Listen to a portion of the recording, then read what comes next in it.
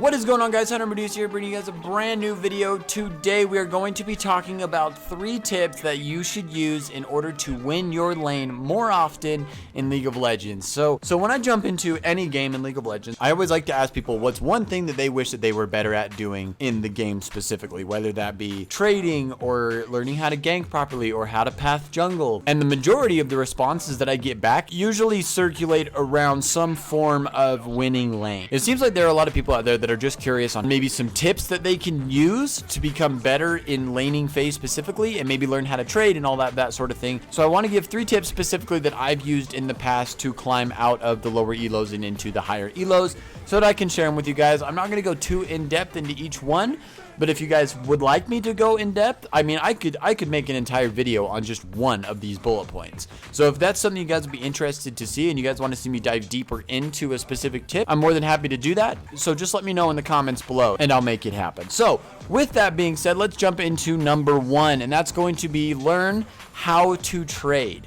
Now, this one is very hard to understand, but I can give you a few tips within this tip that will kind of teach you how to trade with me without actually going super in depth and making a 20-minute video on this. So that's going to be trading off of cooldowns. So what that means is if you're playing against an Ezreal, for example, the second that he uses his arcane shift, that makes him an easy target. If you see him use his arcane shift, whether that's to kill a minion or to try to poke you down a little bit, whatever it may be, that now gives you guys an opportunity to advance onto them and maybe look to kill him or the support, because he does now not have an escape. Now, he may have flash, but if you do engage and he does burst that flash, well, now he's flashless for 5 minutes. So now he's got to hold on to that arcane shift in order to have an escape. So another tip within the tip is going to be watching the enemy laner to see exactly if they're going to be focused on killing minions or if they're going to be focused on you.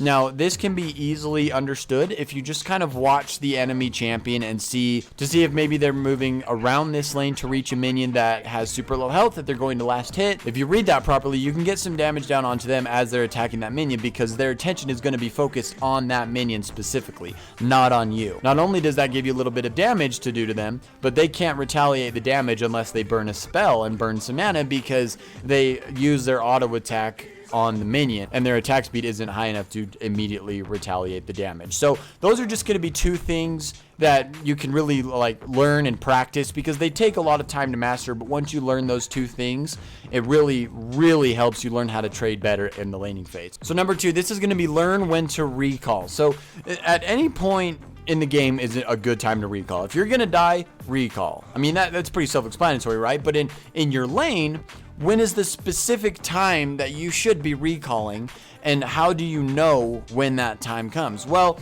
there's one thing that I always like to do, and it's for the early part of the laning phase. So number 1, if I have enough money to buy an item and I know that I'm ahead in CS over the enemy laner, I will go back and get that item. I hear this often and I don't necessarily believe it, but there are a few times where it really does come in handy. If you don't back first in your lane, you're losing lane. Now, that just means that you maybe don't have as much CS or farm as the enemy laner, which causes them to have a little bit more gold than you, which means that they're able to go back and get started on their items before you do. And if they back and you get nervous and you try to back, they're going to be back to lane before you, and maybe they'll get some turret plating, or maybe they'll be able to freeze the wave right under their turret, which will kind of starve you from more farm. So learning how to back is essential. One time that I always found that it's a safe time to back is right after you clear the minion wave that comes right before the cannon wave. The reason that is because in the early phases of the game, it takes the enemy laner a little bit longer to get through the canyon minion, so that gives you a little bit extra time to get back to lane before they push the wave under your tower, which can kind of get you stuck, because for a lot of champions it's hard to farm under tower at early levels because you don't necessarily have the damage to do so. So back when you have a canyon minion, or if you have a lot of money and you're ready to go. I mean, there's no reason that you should be sitting in lane with 2,500 gold when you haven't even backed yet, and the enemy laner has backed twice and almost has a complete item. So just understanding when to back is going to be tip number 2.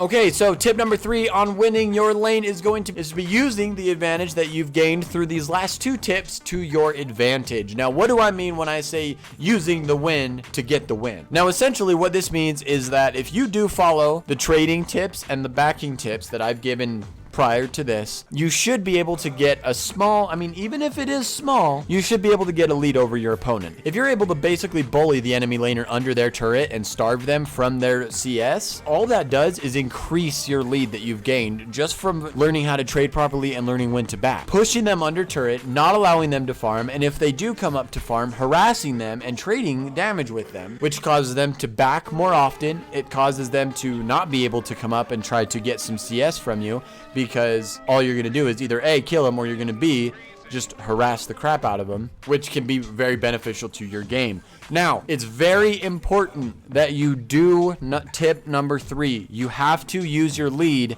to keep the lead. If you work really hard on tip 1 and 2 and you're not able to actually implement those tips to get you into a lead, like I said, they're going to give you a lead if you can follow them properly. But what you do with that lead is really what makes or breaks you winning a lane versus losing the lane. If you get that lead, but you don't harass the enemy laner or keep them from farming, all they're going to do is stay right behind you. You may still have the lead, but they're going to be right behind you. So if you make one mistake or they roam to another lane and get a kill, now they're either right next to you or they're above you, and you have the possibility of losing the lead again. So it's very important that you follow these 3 tips, and let me know in the comment section again if you guys want to see me dive deeper into one of these 3 tips. I'm happy to do it. I just wanted to put a video out so that maybe you guys know how to back, or maybe you guys know how to trade, but you just needed those extra 2 tips of help or whatever it may be. I just wanted to get that information out to you guys. But if you did enjoy the video, please be sure to leave a like down below as well as a comment. It really lets me know that you guys appreciate the content that I create,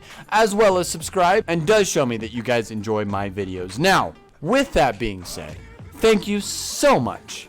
Have a wonderful day, and thank you for joining the Stone Army.